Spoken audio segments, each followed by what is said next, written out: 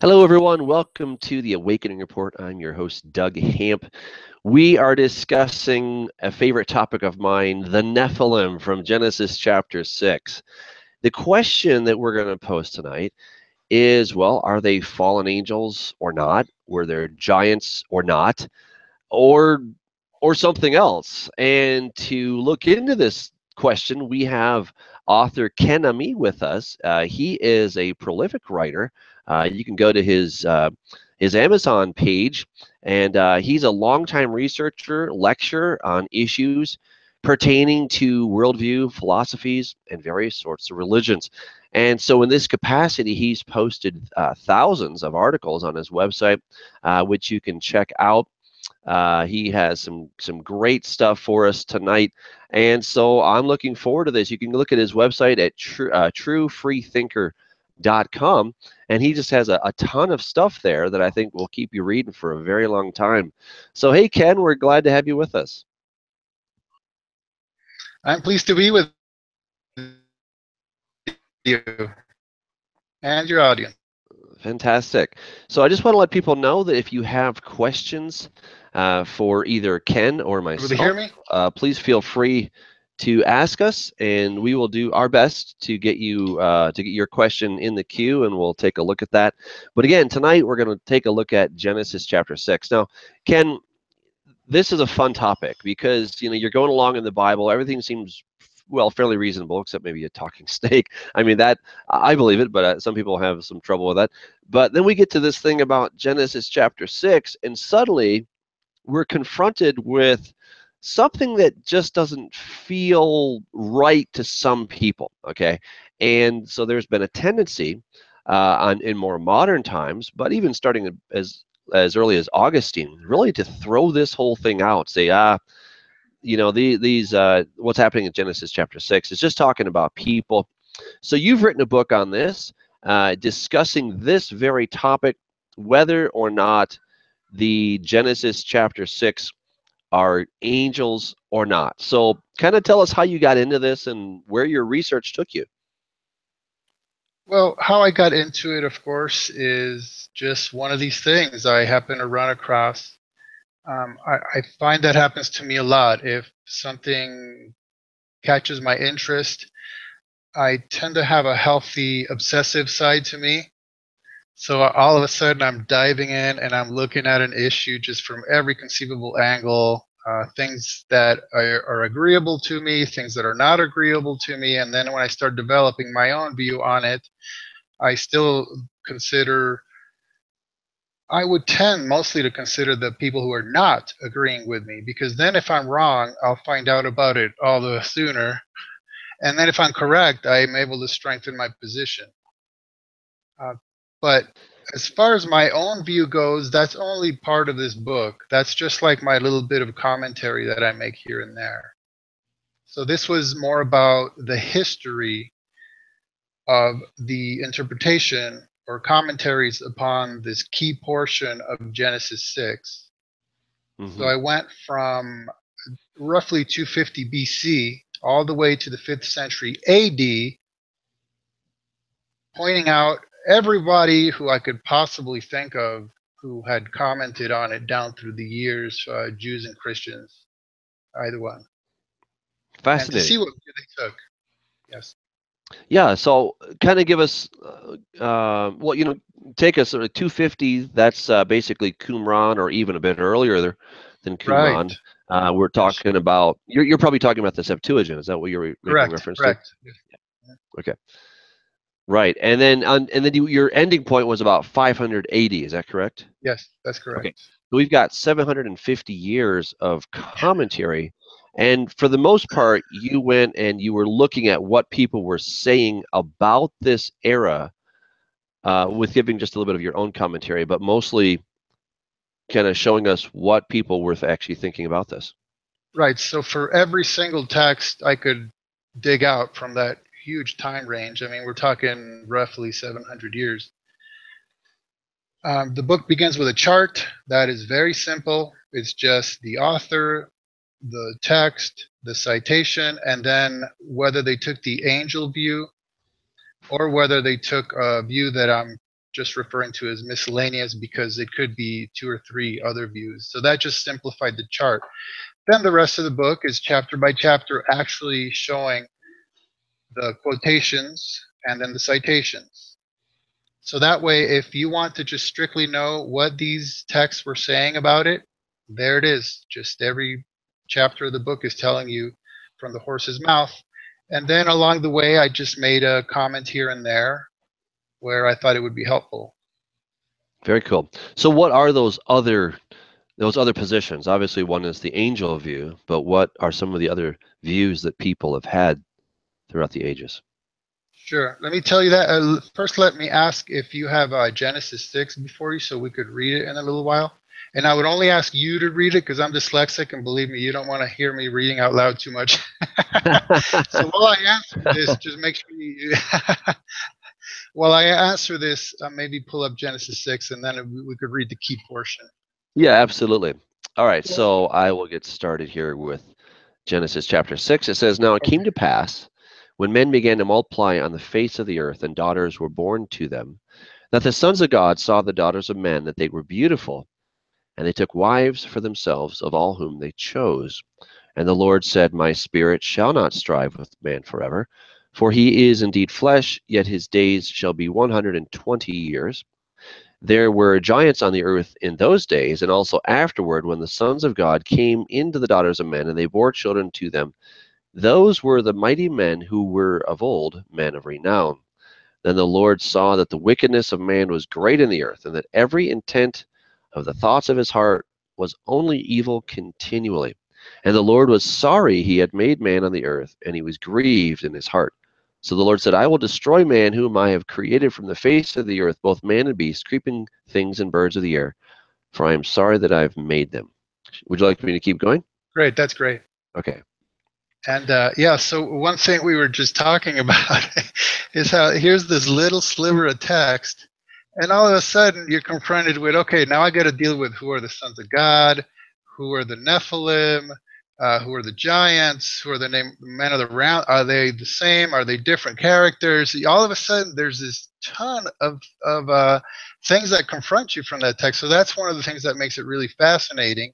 And one of the reasons it's been hotly debated for centuries now.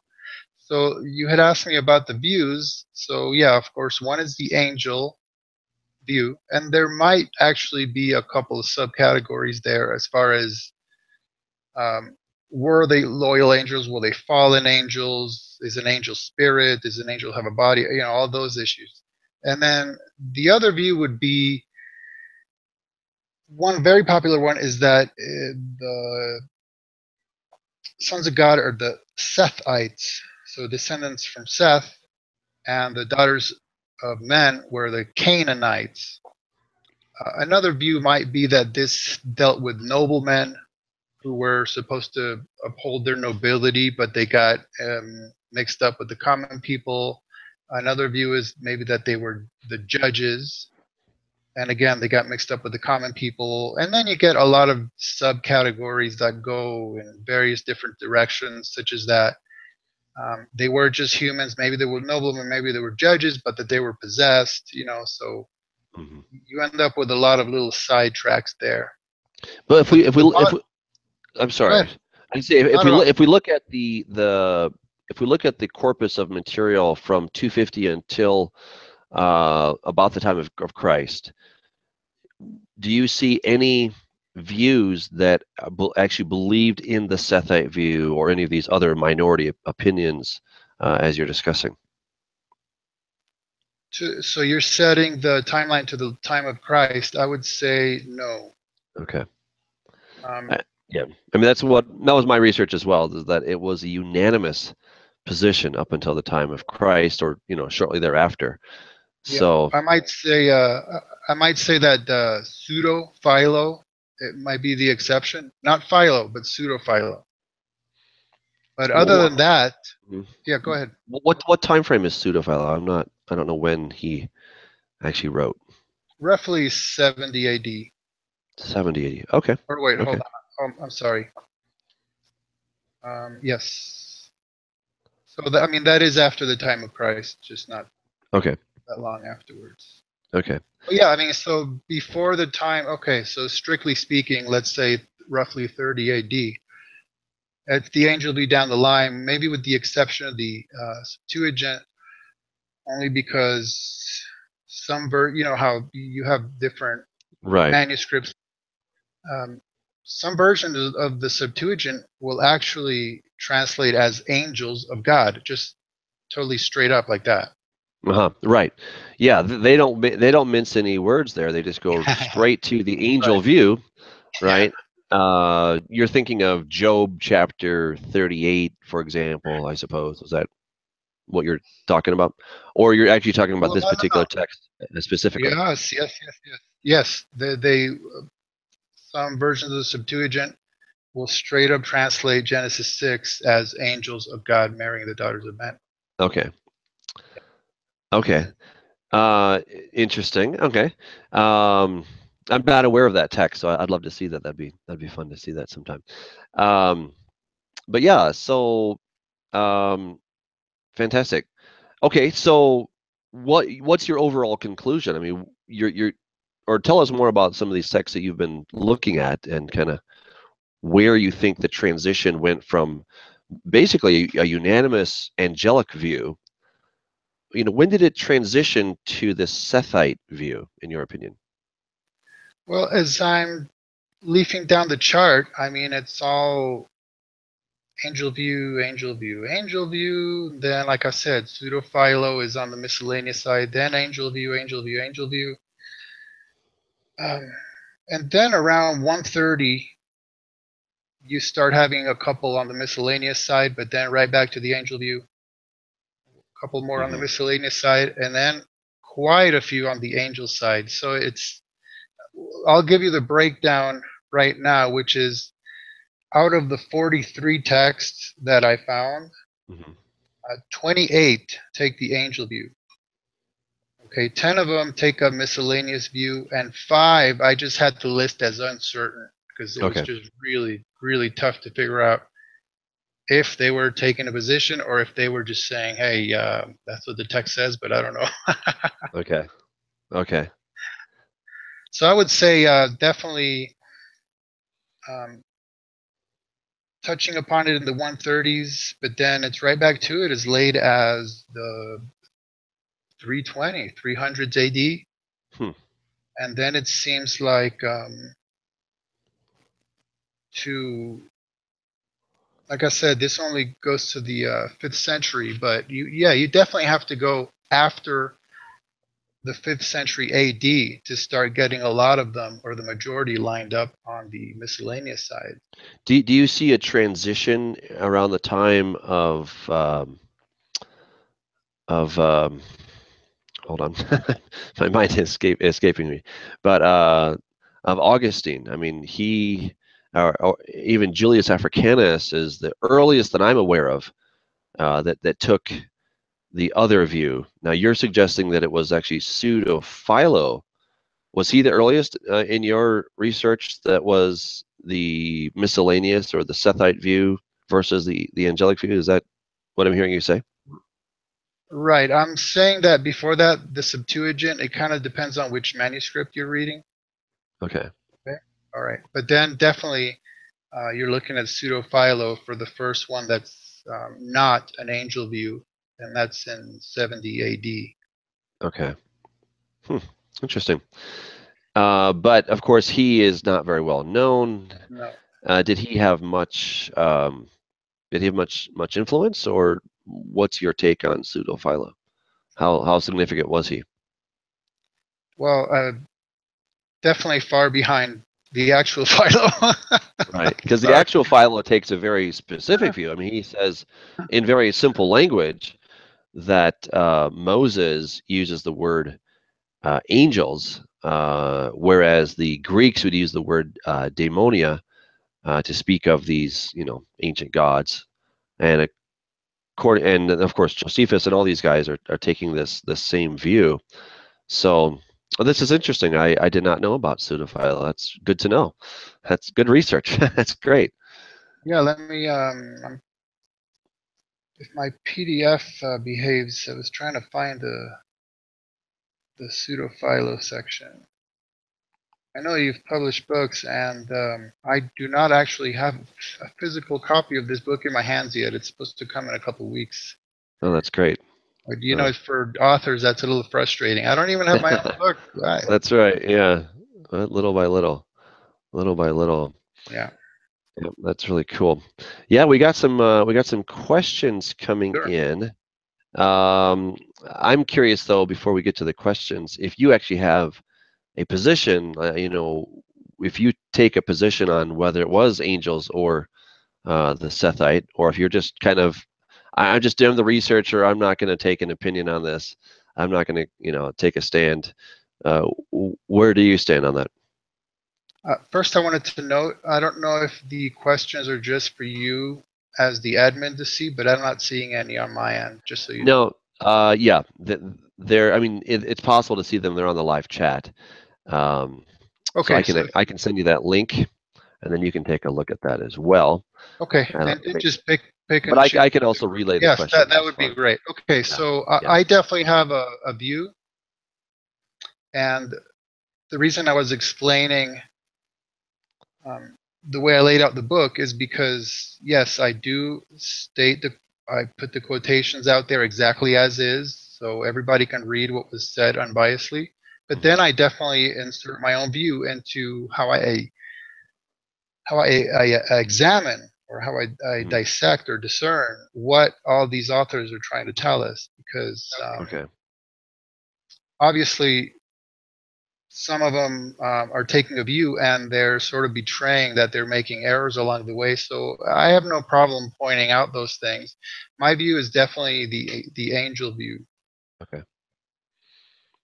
And yeah, we could take that in any direction you want. Like I said, there's so many little side branches to discuss off of this. So as you've been going through the research, and so obviously you hold the angel view, but you start seeing this other view pop up. Any thoughts as to why they started going in that direction? What was their motive for going from what seems to me a very clear interpretation to a much more allegorical, unclear interpretation? I'll grant you that that's an excellent question, and unfortunately, I don't think I have a good answer.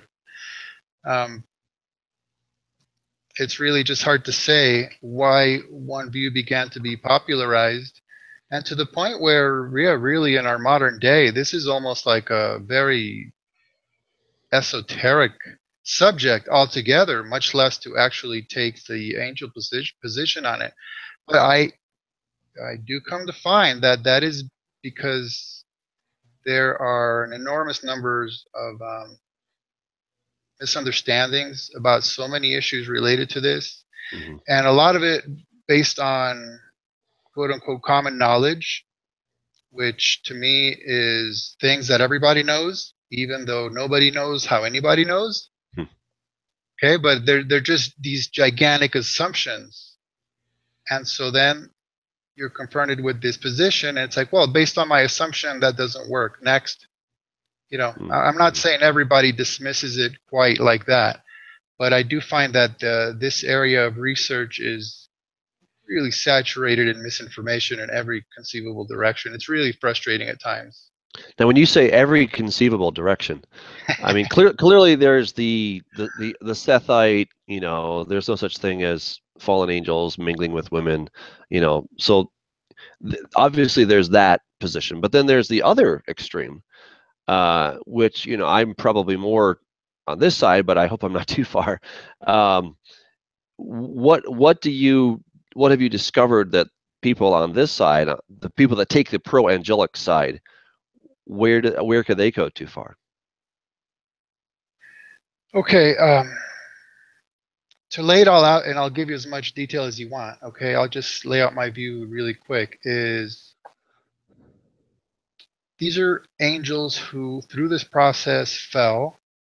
I believe that Jude and Second Peter speak of this quite explicitly, and that they left their first estate. This is why when Jesus talked about marriage in the hereafter, he said that we will not be getting married because we will be like The angels of God in heaven. He didn't just say angels. He was very specific that the angels who do not get married are the loyal angels. Mm-hmm. They're not the ones who left their first estate. They're God's angels in heaven. Those are the ones who do not get married. I don't take that as a blanket statement because of what Jude and Peter explain. They left their first estate. There's a correlation between the sin of Sodom and Gomorrah going after strange flesh and the sin of these angels. And by the way, if Jude and Second Peter are not talking about Genesis 6, that's fine with me. Tell me what they are talking about, because I can't find in Scripture absolutely anywhere else where there could have been a fall of angels mentioned that then Jude and Peter would have referred to. Mm-hmm. Both of them do that. So my view is that, and here's where, okay, one thing I should tell the audience, because we discussed this in private, is I tend to find myself falling in the middle of the view that completely denies that it was angels and it was just a human affair, and the view that it was angels but can go to the extreme. Okay, from middle to extreme. I'm not saying everybody goes extreme, but I'm right in the middle, and this is partly why. I see this entire scenario taking place pre-flood, and then there's a giant period after it. Done. Okay, so the angels fall, they mate with women. Their punishment is to get incarcerated. And no angel ever falls again. No angel ever does any of this again. All the Nephilim are drowned in the flood, never to be heard of again. And the Bible knows absolutely nothing of any sort of concept of the return of the Nephilim or anything like that. There's absolute silence. So to me, it's the whole entire thing is over and done with by the time of the flood. What would you do with Numbers 13:33, where it says that the sons of the Anakim were also Nephilim? See, what I would ask is, you said it says. Now my question is, who said? Well, the spies that came back, they said it's a great land, but Right. there's giants, and we saw the Bnei Anak, which are from the Nephilim. So Right. I think that's extremely important because that contextualizes for us the one and only place outside of Genesis 6 where the Nephilim are actually referred to by name is within the mouths of spies who are said to have brought what? A bad report. Okay. Let's start there. Now, I will grant that the actual text is about how God told them to conquer the land. The spies come back and they dissuade the people from doing so. Mm-hmm. And that is the primary reason why their report was bad. Mm-hmm. Okay. Now, the subtext in my mind is that when you read Numbers 13, the way it plays out is the spies come back, they dissuade the people from doing what God commanded. Caleb jumps in to encourage them. Mm-hmm. And only then do the spies point out that they saw the Anakim who come from the Nephilim. It's only at that point. Mm-hmm. So in my mind, it's almost like a scare tactic. Like, okay, we got you nice and worried about entering the land. Here comes Caleb to encourage you to do it. Let's take it up a notch. Okay. Let's throw in this bit of, a scare tactic. And the strongest argument in my mind as to why I read the subtext that way is because later on in his life, Caleb relates that event in Joshua 14. Mm-hmm. And he affirms that the Anakim were in the land, but he says nothing about the Nephilim. Okay, then in Deuteronomy 1, Moses relates that same story. He affirms the Anakim in the land, but he says nothing about the Nephilim. And then in Numbers 14, God himself affirms that the Anakim were in the land, but he says nothing about the Nephilim. But aren't Anakim and Nephilim exactly the same thing? I mean, you have kind of a a scenario in Deuteronomy chapter 3 where we're told that you have you got King Og of Bashan. He was obviously a pretty big guy, and then we have these Well, different names for these creatures. No? that to me is a complex issue that we would have to treat in great detail. Even saying, I don't want to sidetrack into this right now, although we can in a moment. Sure, that's fine. I would even challenge the claim that Og was large, physically large, because we don't know that.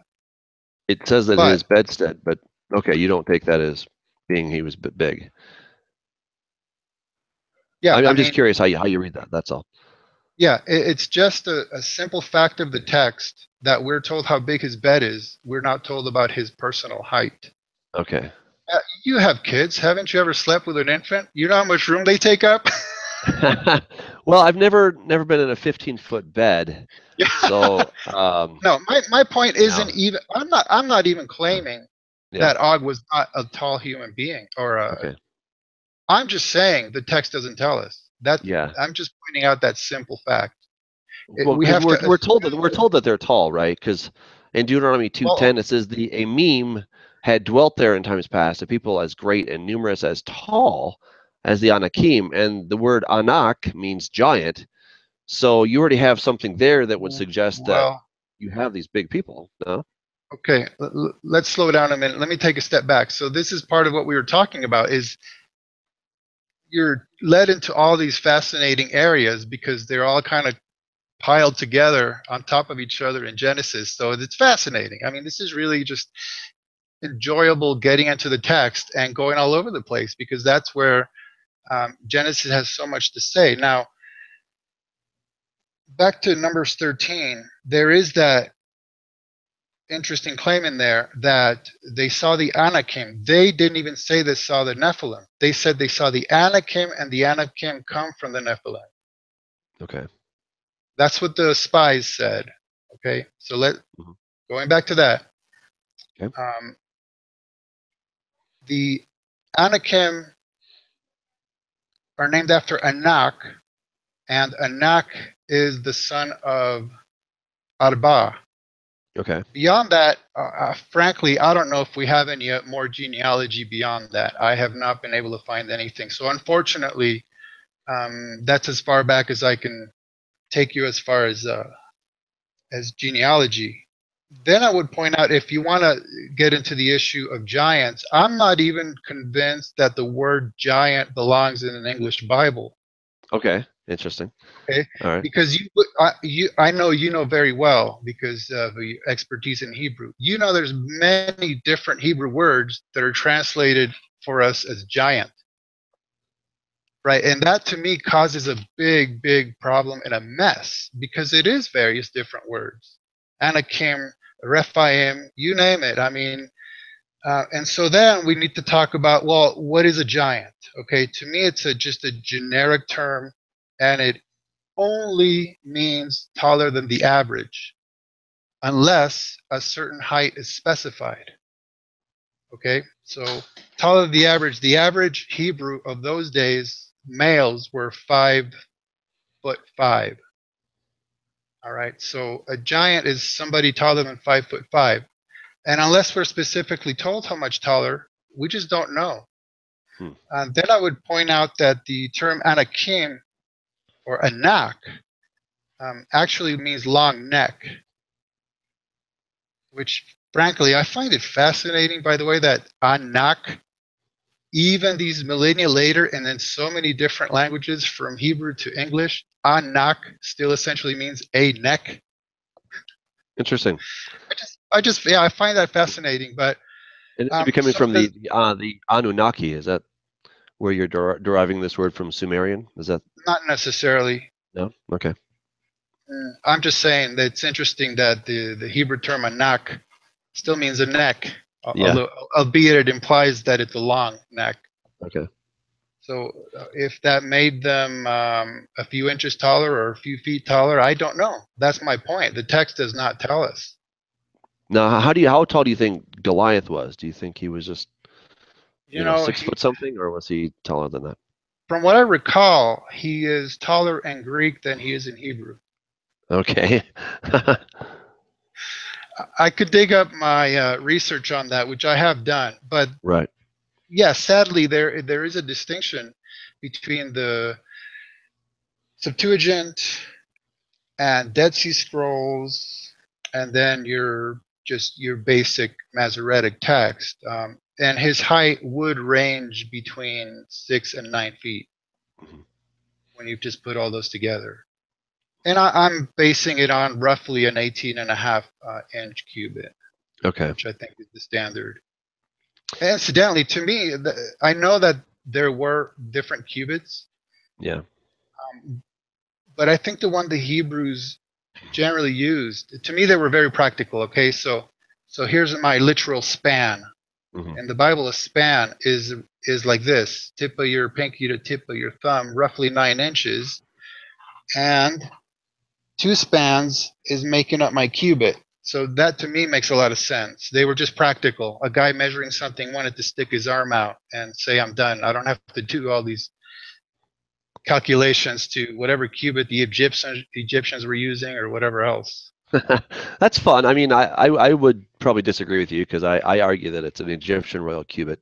It makes sense to me that Moses coming out of Egypt, I mean, all the children of Israel coming out of Egypt are going to use the Egyptian royal cubit. And I've actually been to the British Museum, and I've gotten to see the Egyptian royal cubit. It's pretty cool. It's 20.63 inches.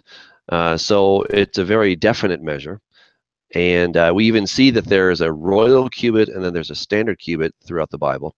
Ezekiel uses the royal cubit for some of his measurements concerning the temple. Goliath was said to be 6 cubits tall, which would put him about 10 feet tall, essentially. Then If it's also, 20 inches. sorry. See, this is No. why I love discussing this stuff, because it is important to hear any side of this view and consider it. And I was just going to point out in Revelation, you also have a measurement of the temple, and it makes a statement to the effect of that it's an cubit of an angel, essentially. Mm-hmm. I forget the word by word quotation from Revelation, but that's what it points out.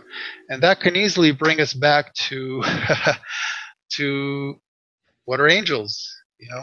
Sure. I'm willing to go wherever you want. So No, we that's could talk fun. about, That's fun. because we were Uh, because we were dealing with Numbers 13, and that was my right. bottom line. Yeah. Is that Caleb, Moses, and God mentioned the Anakim in the land. They do not mention anything whatsoever about the Nephilim. Even the spies mentioned the Anakim. Do not mention the Nephilim, only in that they considered the Anakim to be descendants of the Nephilim. But again, they were, in my mind, discredited. I mean, their report was bad for, like I said, a Hmm. primary reason and then a subtext reason. Well, it's interesting. I mean, I appreciate your research, and it's fun that we all get to share notes. Um, I'm of the persuasion that Anakim, Nephilim, Anakim, Rephaim, Emim, they're all the same thing because it even says that. Well, here they're called the Emim. Yes. Here the Anakim are called the Rephaim, right? And so you have these different names for them, but they're obviously the same thing. Even the Amorim, and in fact, you have in Amos 2:9, God said, yet it was I who destroyed the Amorites before them, the Amorim, whose height was like the height of the cedars. He was as strong as the oaks. So, I mean, does God exaggerate? I guess that's kind of the big question here. Okay. I don't know. It's like saying, I caught a fish this big, right? But does God need to do that? I don't think he does, frankly. I could be well, wrong, but I don't think he needs to exaggerate. well, first of all, did you hear about the one-armed fisherman? He caught a fish this big. That's good. I like that. Yeah, that's good.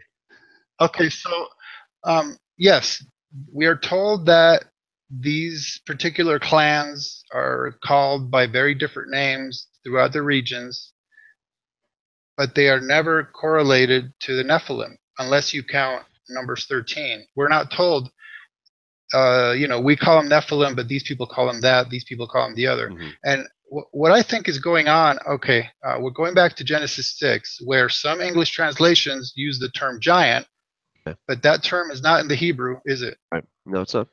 I mean, Okay, it's Nephilim, yeah. so the problem is then we're jumping ahead and we're saying we know that all these clans are really related from the Nephilim because they were giant. There's a logical break there. Why are we considering tallness to necessarily tie back to the Nephilim of Genesis 6, who are never said to be tall or giant or anything? Okay, that's a fair point. I agree with you. They hear the word gigantes. It means earthborn. Okay, so essentially it means a demigod, right? So it would be Zeus coming down and having relations with someone, and then you have Hercules, for example. Okay, so Hercules, in that sense, not because he was tall, but because, at least according to the story, he was incredibly strong because he was a mix. All right, so I completely agree with you there. Giants does not mean that they were tall. And you know, whether I think they were tall for a while. They seem to get shorter as time goes on. But you're right. The word Nephilim doesn't have to mean tall. It's some kind of a mix. Okay. But they seem to be tall as well. So that's just kind of an interesting little thing there. Okay, but they seem to be tall, but we're nowhere told that. You see the problem there? Well, I disagree with that. I think we are told that they're tall. We're told that they were of great stature. That these people were, I mean, look, it says the descendants of Anak came from the giants, or from the Nephilim. We were like grasshoppers in our own sight, and so we were in their sight. So, and it even says that these were men of great stature. So, I don't think, frankly, I don't think that I don't think that the spies were guilty of exaggerating or, telling a false story. I think they were guilty of not believing God, who even told them, "Don't worry, I will be with you when you you come to the Amorites. Don't worry, I'm going to take care of these guys." Right? So that's what I think they were guilty of, not of the exaggeration and we saw a bunch of really tall people, forget it. No, I think they were just not believing. Yeah, I agree. That's why I made sure to point out the main text is definitely about them dissuading the people from doing what God commanded. That's not a question in my mind for sure. But where are you saying that we're told Nephilim were of tall stature? Where it says mighty men of old, men of renown, or what? No, I mean right there in Numbers chapter 13. Oh, okay. It says, and all the people whom we saw in it were men of great stature. So right there you have already that we're told that these guys are really tall. Right. We're also told guy? that the Anakim. Sure. I mean, it says it's a land that devours its inhabitants, and all the people whom we saw in it are men of great stature. So, I mean, I don't think we need to discount that. I think, what it's saying, what it was. Yeah. Let me just reiterate something. Sure. I'm not even denying that they were very tall people. Yeah. That is a non-issue for me. My only issue is to be absolutely precise about what a text is and is not telling us. Like about Og, we can claim that it's a logical conclusion that he was very tall. I don't have a problem with that. But as long as we keep in mind and remind ourselves, we are not actually told that about him physically. That's the kind of thing I'm getting at. Is not necessarily denying it, but making sure that when we make that claim, we actually have a solid basis. So, for example, they were as tall as cedars, right? Sure. Okay. So apparently, we should be able to measure an average cedar from the Middle East, and we would know how tall they are.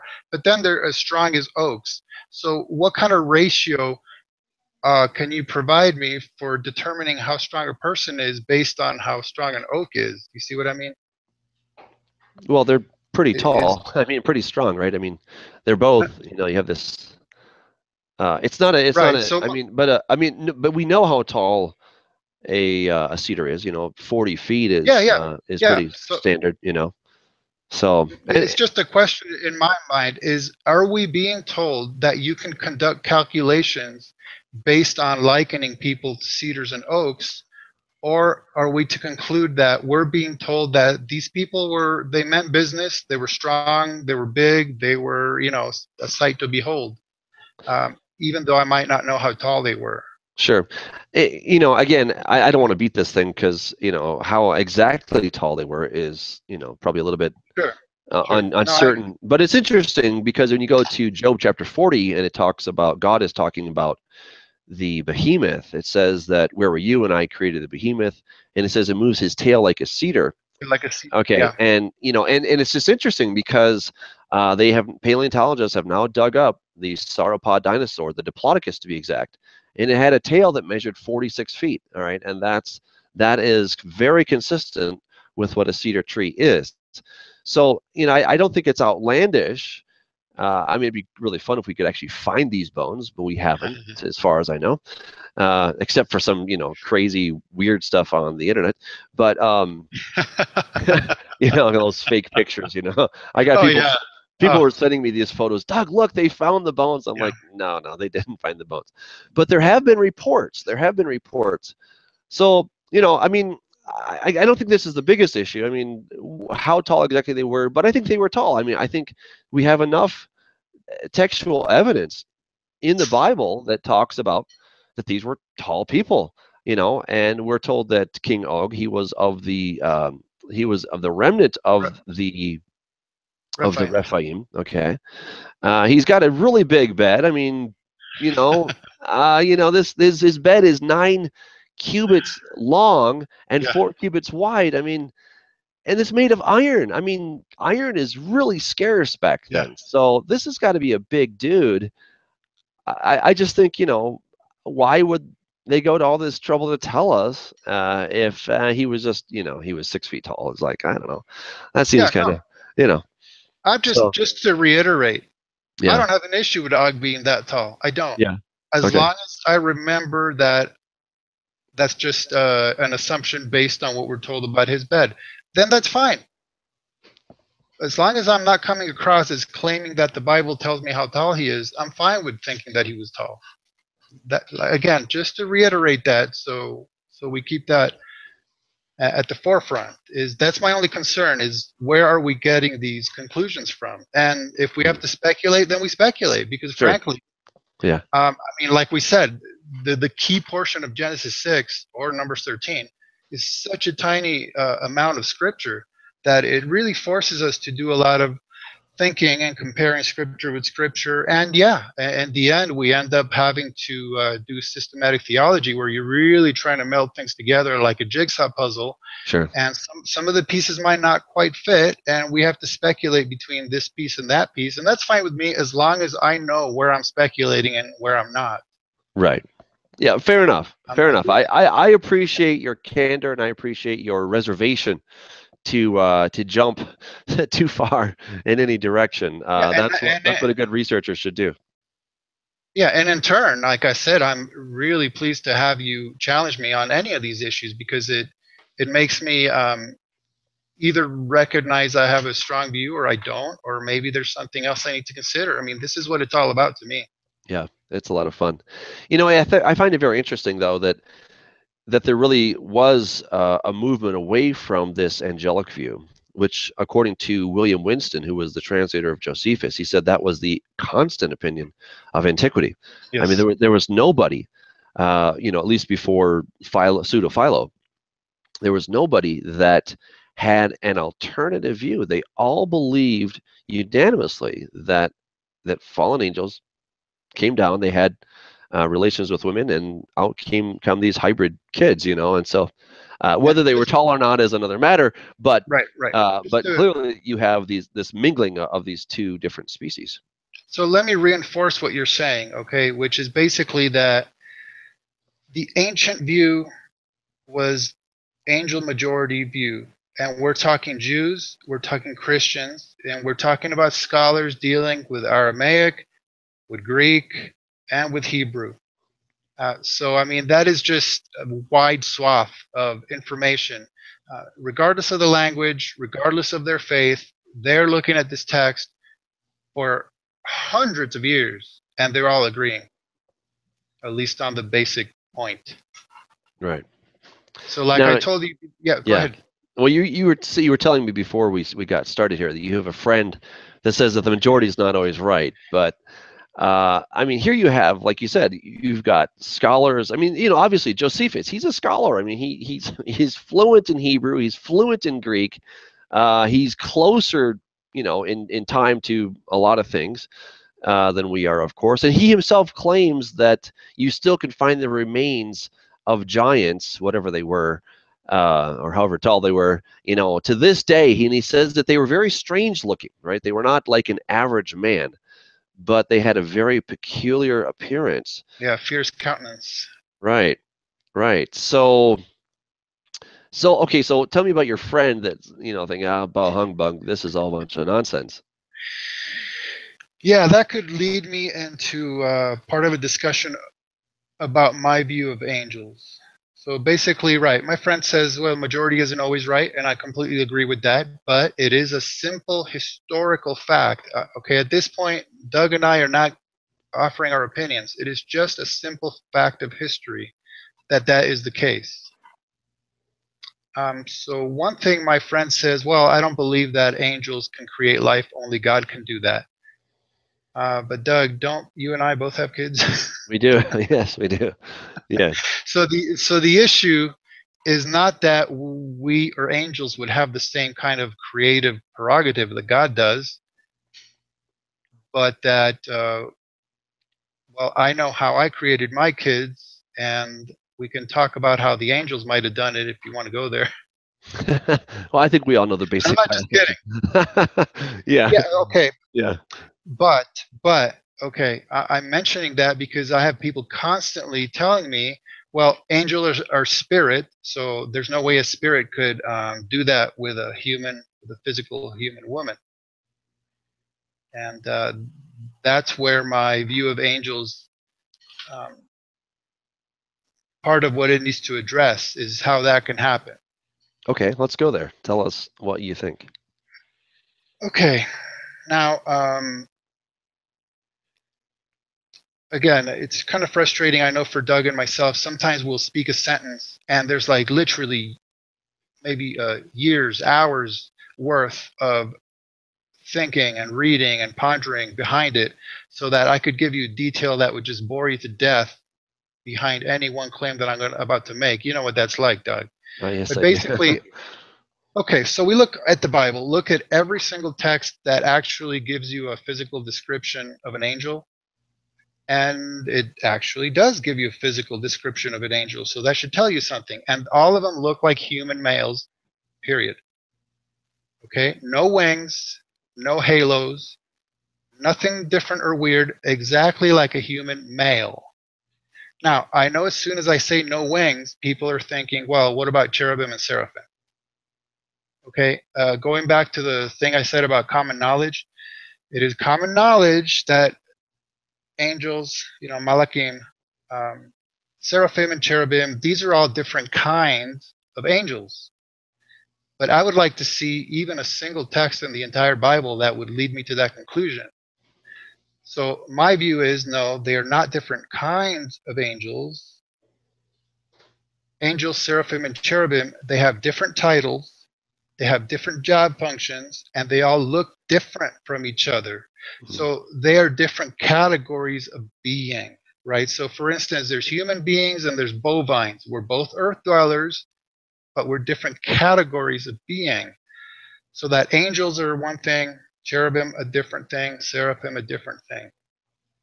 Okay, so now, in my view, angels are not spirit. And again, I would just ask anybody to show me any text anywhere in the whole Bible that leads me to believe that angels are spirit. And I'll give you in a minute a way that you might be able to get me on that. Okay. Because well, maybe you should go back to something even more fundamental. What is spirit? Maybe that's where we ought to begin. Okay. The way that I think about it is I go back to when Adam was created. Mm-hmm. Okay, God breathed into the form he had made the spirit mm-hmm. of life, okay. and it became a living soul, right? Mm-hmm. So the way I like to think about it is like a computer, okay? You have the hardware, you have the software. Our physical bodies are the hardware. Our spirit, actually our soul, is the software. The spirit is the spirit is the electricity, right? That makes everything come together and work together.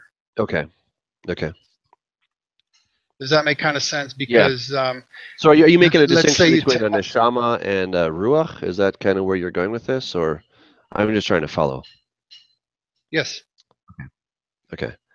So the neshama being what we'd probably call in English or Greek would be the soul, Yes. versus the ruach, which is the spirit. And exactly the difference between those is sometimes a little challenging to articulate, but yes, yeah. I grant you it is. Right.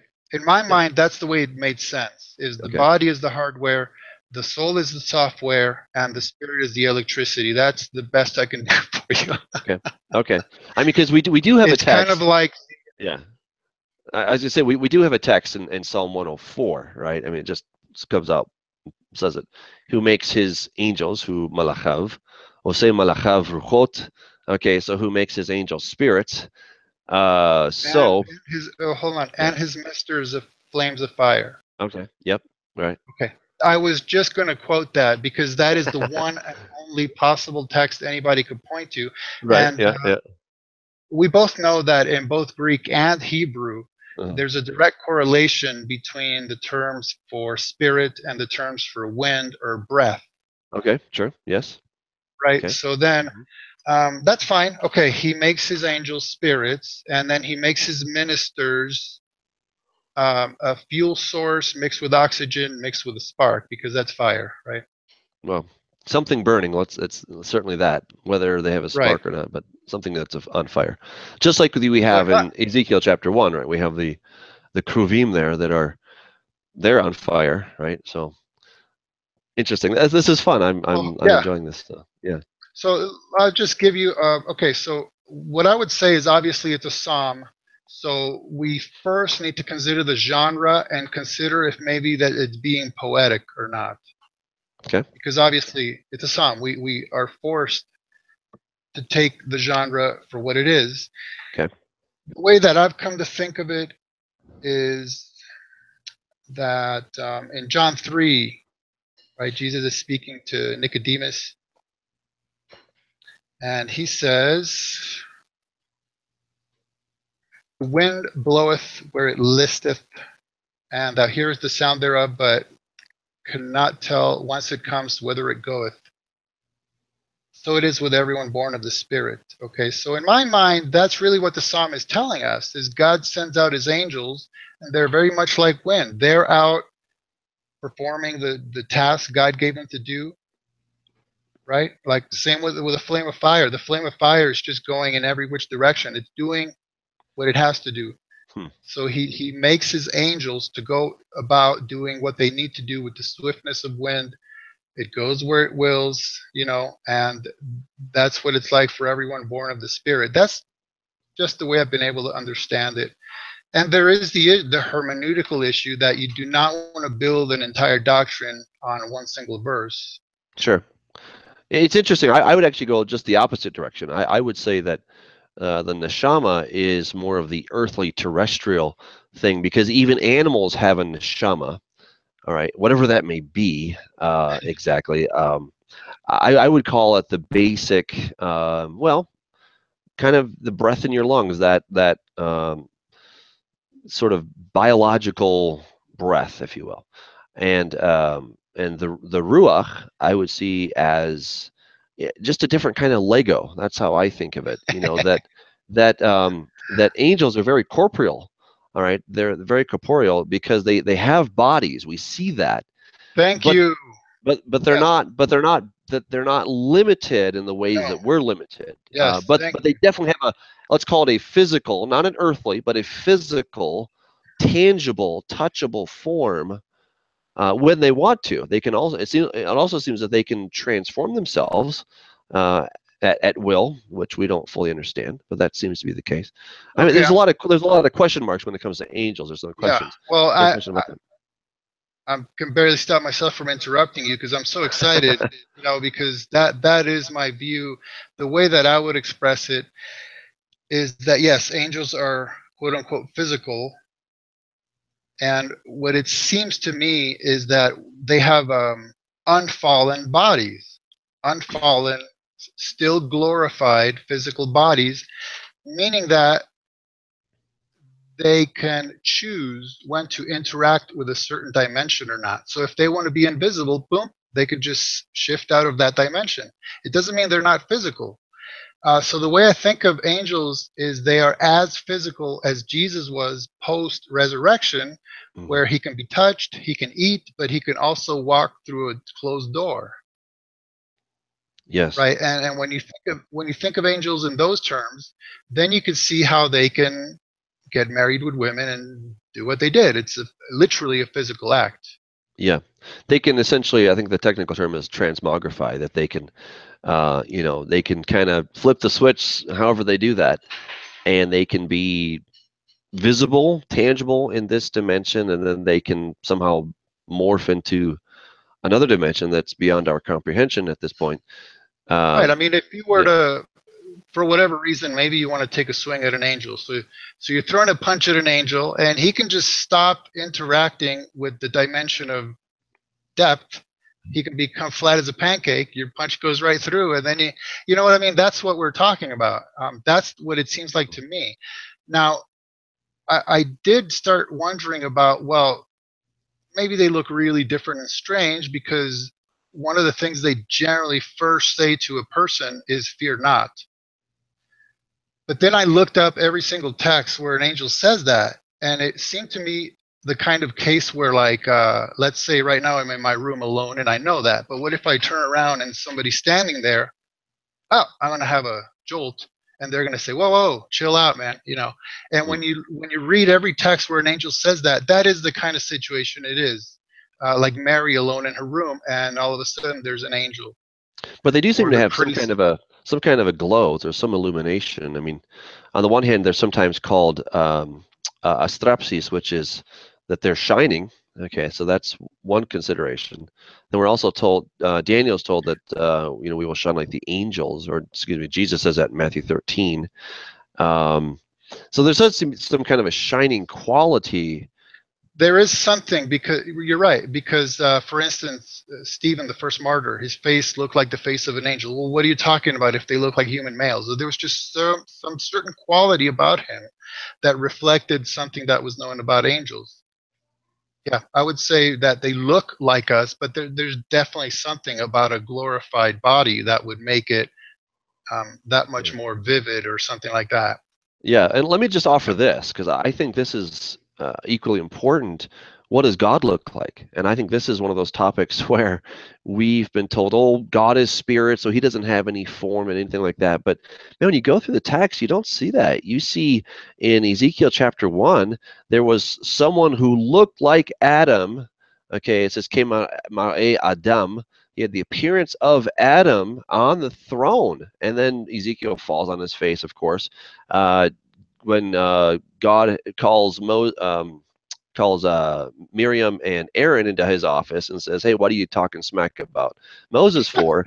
He sees the form of the Lord, which is the word tmuna, which in Hebrew, the tmuna is a picture. Okay, just like you might in modern Hebrew take a photo, and and the list goes on. I mean, there's all these places where we see what God looks like. Daniel chapter 7, there's the Ancient of Days, and he's got a particular form. And it's not Jesus, because here comes the Son of Man, flying in, and the Ancient of Days. We know his general form is a human form, which should not be a surprise to us, because my goodness, we were made in his image and in his likeness, right? So we shouldn't be too surprised by this. And I think that the angels have that same general shape that we do, okay, because we all have the God shape. I think the angels have the God shape. And of course, God is infinitely greater than any of us, no question about that. But we're the little guys on the totem pole here. But angels have that same general shape, and I agree with you that the kruvim and the seraphim, which I think might actually be the same thing, but that's another discussion. But they seem to have a different kind of shape, because Yes. then even in Ezekiel chapter 1, It talks about the wheel inside of a wheel, which sounds like some kind of a gyroscope, and there's eyes all around it. Yeah. I mean, that's a really weird looking creature, Well, yeah, whatever right. it may be. Yeah, the But those are Ophanim.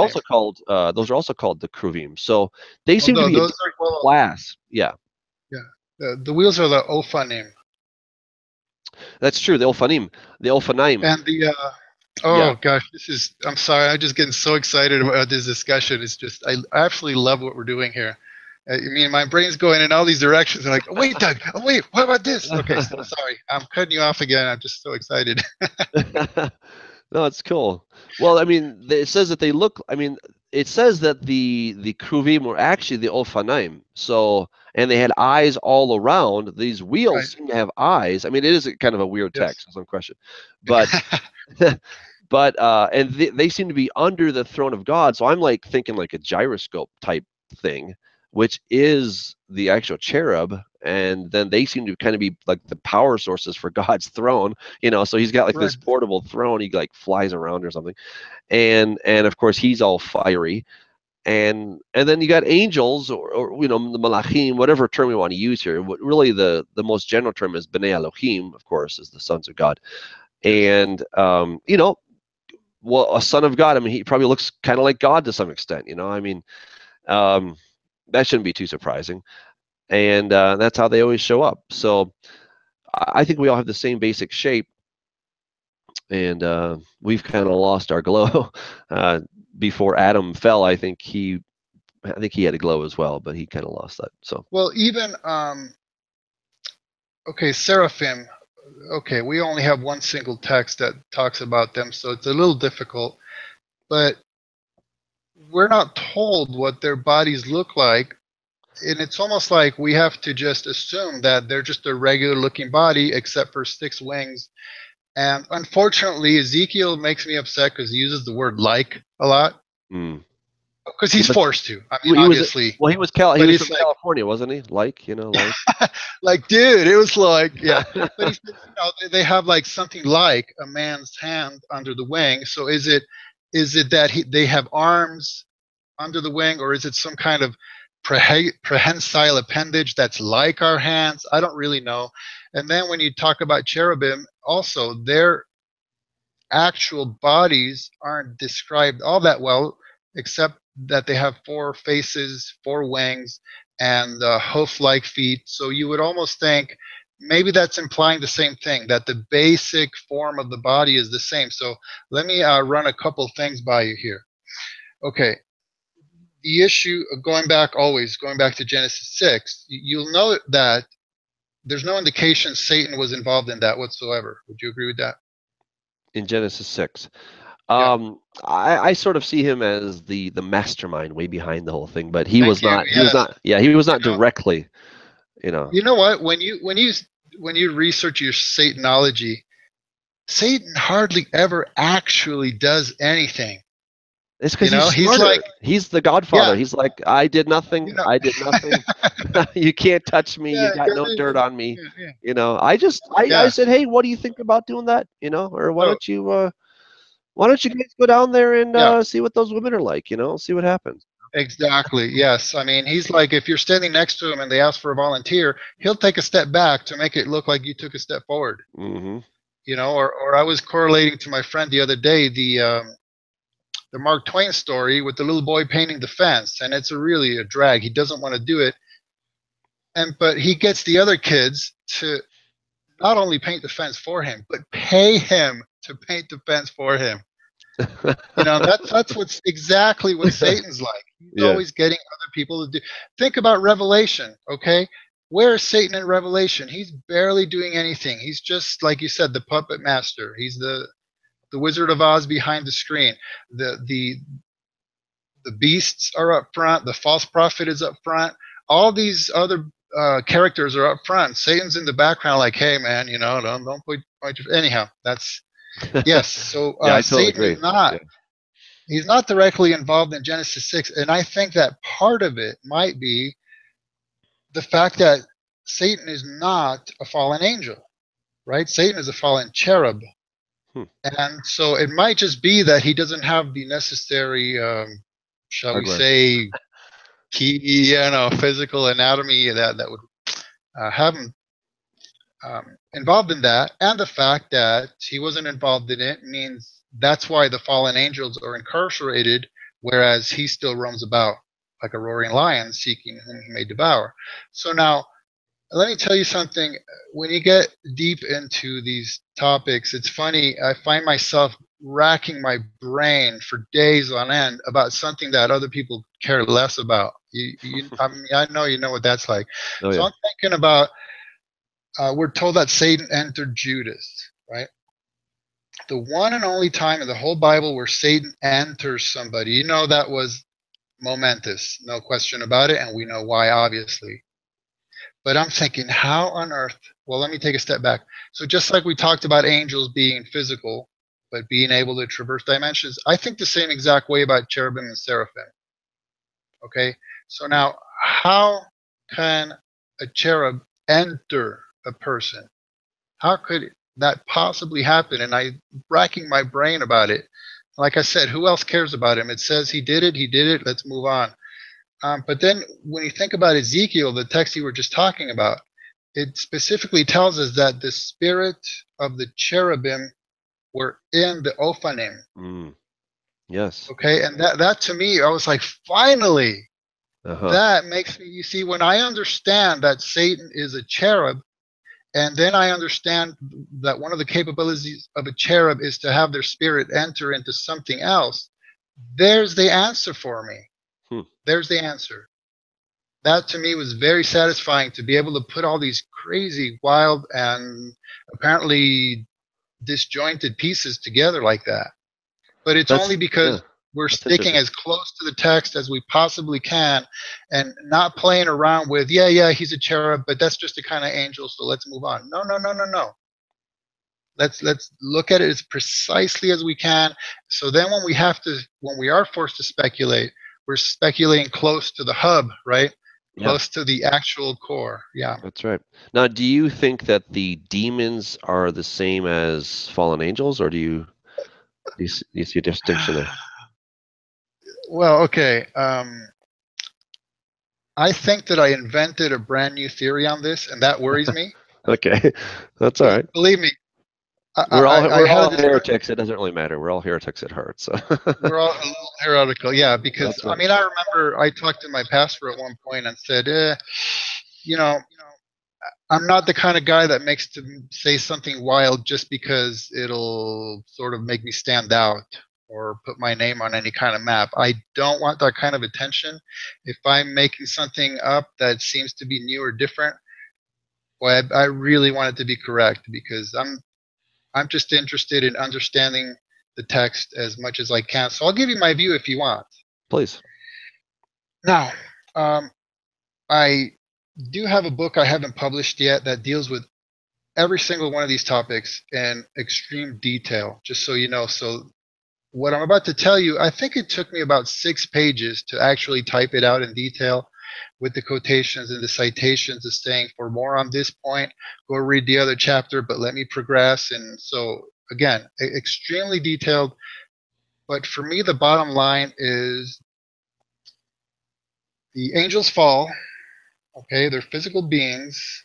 They're incarcerated physically in what Peter ends up referring to as Tartarus. And for those who don't know, Tartarus, it's not that sauce that you eat with fish, Fada boom. So what made sense to me, again, for very detailed reasons I probably couldn't get into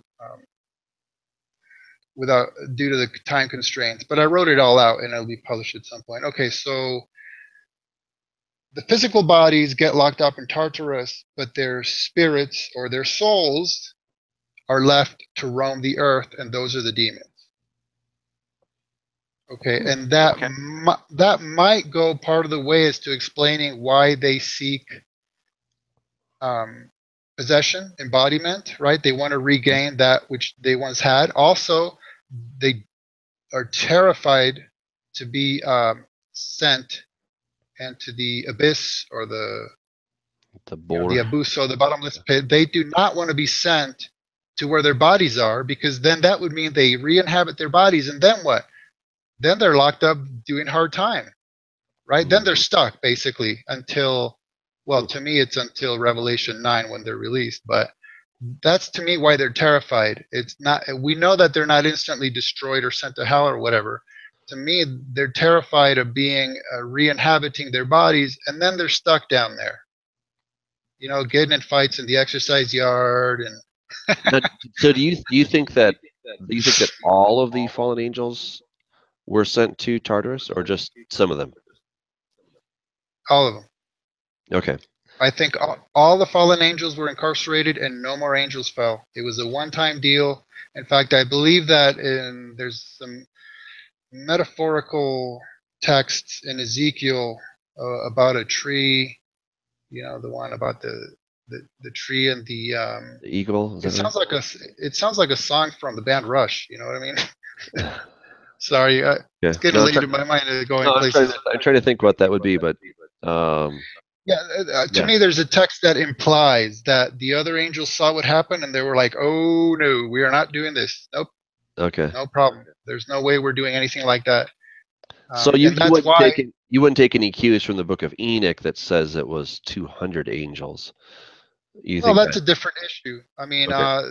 what Enoch is doing is telling us how many fell Hmm. during that event.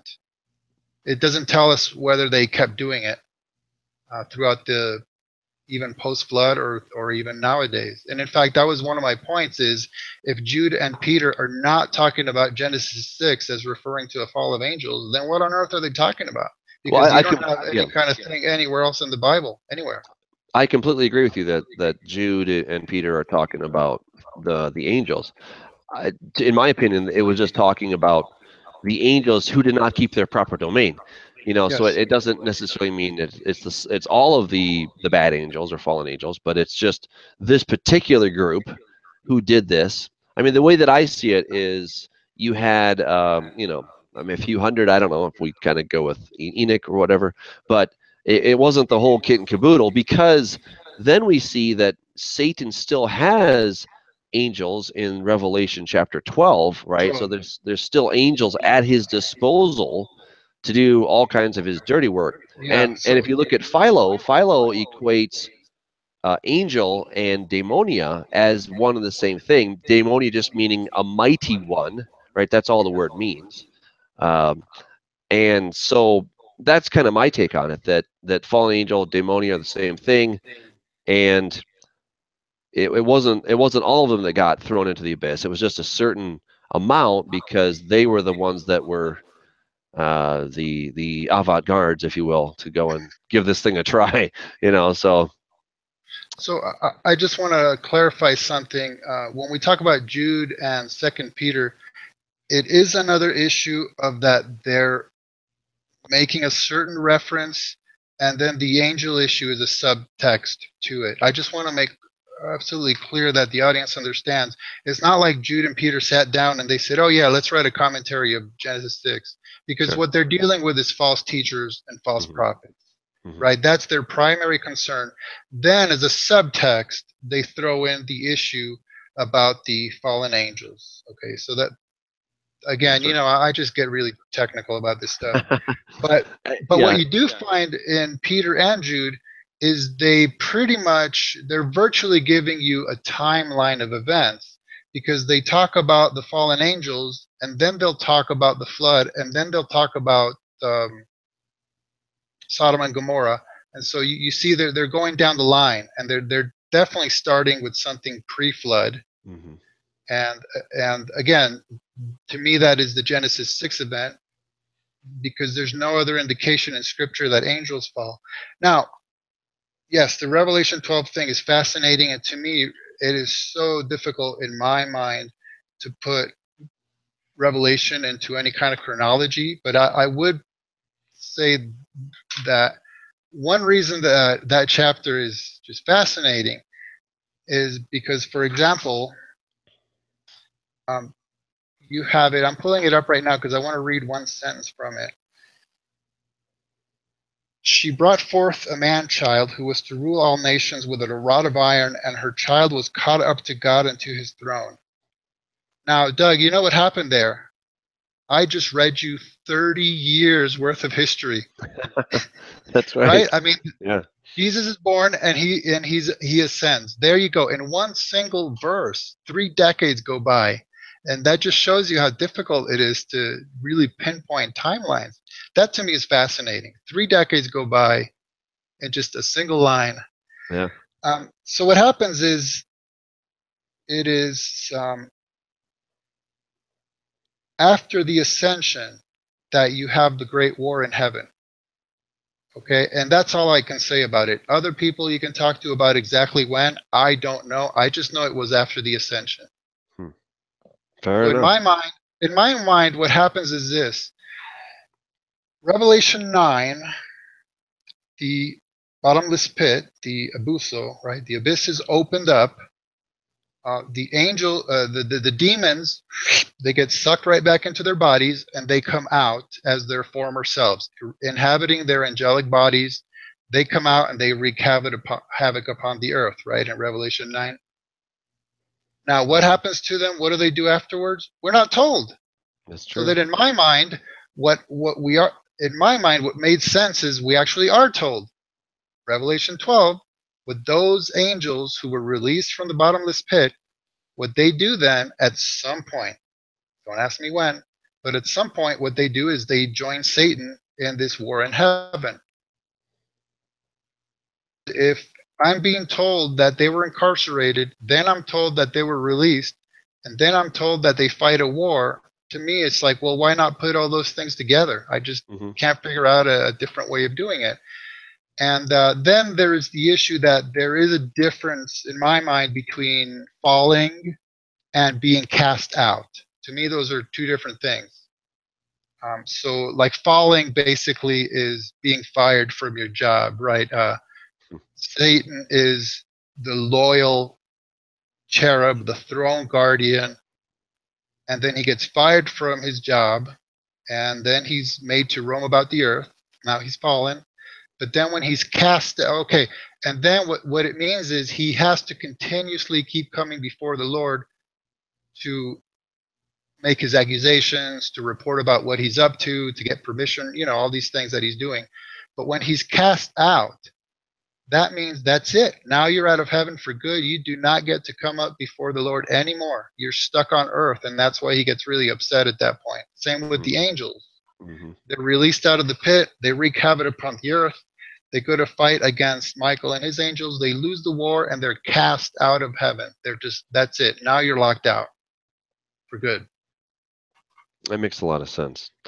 By the way, that also made sense to me, because if you read all of Revelation, the one thing that struck me is an absence of demons. You have one weird reference about demons like frogs coming out of mouths. To me, it's very highly symbolic, so I'm not sure to make out of that. And then you have almost like a generic reference about how Babylon will be the place for unclean birds and demons, but you do not actually see demons running all over the place doing all kinds of crazy stuff. And in my mind, it's because the demons are not running around anymore. They re-inhabited their angelic bodies, and that's how they're active. Interesting. I would have a slightly different perspective. I don't think that all the angels were put into the abyss. I think it was just just maybe 200 or whatever. And the other ones are behind the veil, that they can hide themselves, and they're not actually able to transmogrify or to take a physical form on a regular basis. They can do that on occasion when there's some kind of a blood sacrifice, or full moon or whatever. They can possibly incarnate, if you will, under certain circumstances. But most of the time, they are stuck behind this veil. So in other words, they're invisible. And then when they lose the battle in heaven, that's when they're sort of pushed through the veil, and they can no longer go back. They go through the force field, and it's a one-way street, okay, and they can't go back. We kind of have a similar scenario because we end up kind of at the same place, but that's just a little tweak I'd throw in there. It So is, because really the only difference with what I said is I would call those demons and you call them fallen angels who have not been incarcerated. Other than that, it's the same kind of scenario. right, yeah. That's awesome, man. You've done some excellent research, and I just want to Likewise, encourage well, thank you. I want to encourage everyone to get your book. You guys, you can go to Amazon.com, and there Ken has just a lot of books. I mean, he's done a lot of good work here. So I think you'll be very interested to see what he has. You can follow him there. And of course, you can get this latest book on the Nephilim. This is again called the Genesis 6 Affairs, Sons of God, Angels or Not. Okay, so go ahead and check that out, and I'll put that in the description here of the video. So make sure to take a look at that, get the book. And Ken, I just want to thank you again for coming on the show. We kind of ran over, but it was definitely fun to do so. And you gave us a lot to think about. And really, again, I appreciate your methodical research, appreciate your caution in the research, and to not go beyond what the text says. Even though we may disagree on how tall those Nephilim were, but that's okay, because I appreciate that, because it's so easy to get into left field and we start making big sure. speculations that just we can't really make a case. We can say, well, I think maybe this is what happened. Okay, fine. But as far as sort of being dogmatic about it and saying, no, this is the truth, if the text doesn't say it, then we don't know it. And boy, I could go on all kinds of other topics on that statement right there. But if the text doesn't say it, then we don't know it. And if the text does say it, then we go with it. That's kind of the bottom line. And you have definitely stayed true to that principle. So thank you for educating us. And everyone, go and check out Kenami's books there on Amazon, and also check out your website. Tell us your website one more time, Ken. Sure, and then I'd just like to make a short statement. The website Absolutely. is truefreethinker.com, one word, truefreethinker. Now, I appreciate you and your research as well. I mean, when you invited me to do this show, in my mind, it wasn't like, oh yeah, good, just another platform for me. But it was like, Doug Hamp, okay, this is a guy who will actually get what I'm talking about. And that's why it was so great to have this discussion. Well, I was so excited I could barely stop from interrupting you. This is exactly what I thought would happen, and I'm so pleased for it. Also, I want to point out to the people interacting in the chat section, sorry, you can tell we just got so excited we can't even stop talking now. I appreciate your thoughts and your comments, and I do apologize we didn't get to them, but we just can't stop running our mouths. And for those that we didn't get to too many questions, but they can also put those in the comment section of the video after it kind of renders for a few minutes here. I put those comments in the section there, and then I look at the videos. I'm sure Ken will look at it as well, and we'll try to answer your questions there. So I'm going camping all weekend, but I will definitely make it a point to get in there next week. very cool, very I cool. appreciate it for you all. Thank you Yes, so much. absolutely. Thank you. And just everyone, stay in the Word. Again, if it's not in the text, you don't have a doctrine. If it is in the text, then go with it. Discuss it, research it, and you'll find just amazing things. So God bless you until next time. Bye-bye. Shalom.